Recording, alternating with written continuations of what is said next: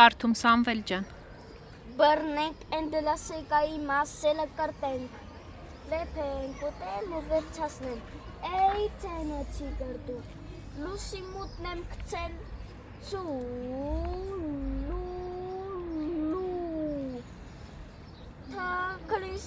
թաքնի սպալնիկ ունելել։ Կարդում եմ օպերայի բակում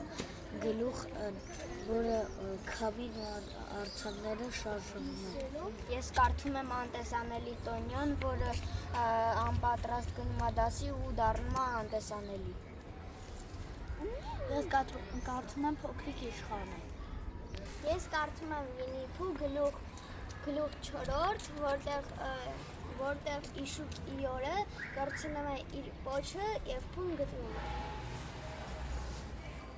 Ես կարդում եմ Ջաներ Ռոդարի Հեքիաթներ հեռախոսով գիրքը, որի մեջ հավաքված է նրա ստեղծագործությունները։ Ավելի կոնկրետ կարդում եմ Մանուշակը հյուսիսային բևեռում, մի մանուշակ է աճում հյուսիսային բևեռում եւ հետո բոլոր կենդանիները զարմանում են եւ նա որ տեսնում է բոլորին թոռովում է եւ նահանում է։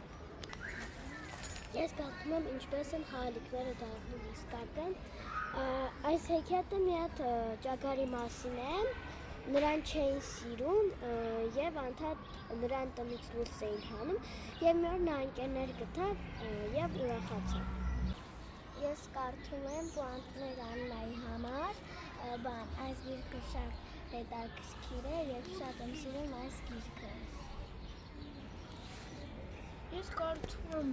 Ազարնիան Բաղդասարը։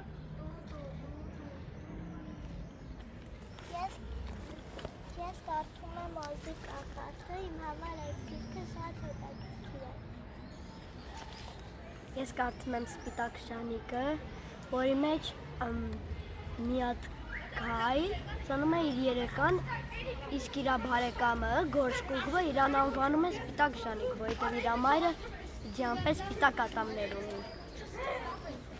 Ես կարդում եմ Աննայի համար Պուանտներ,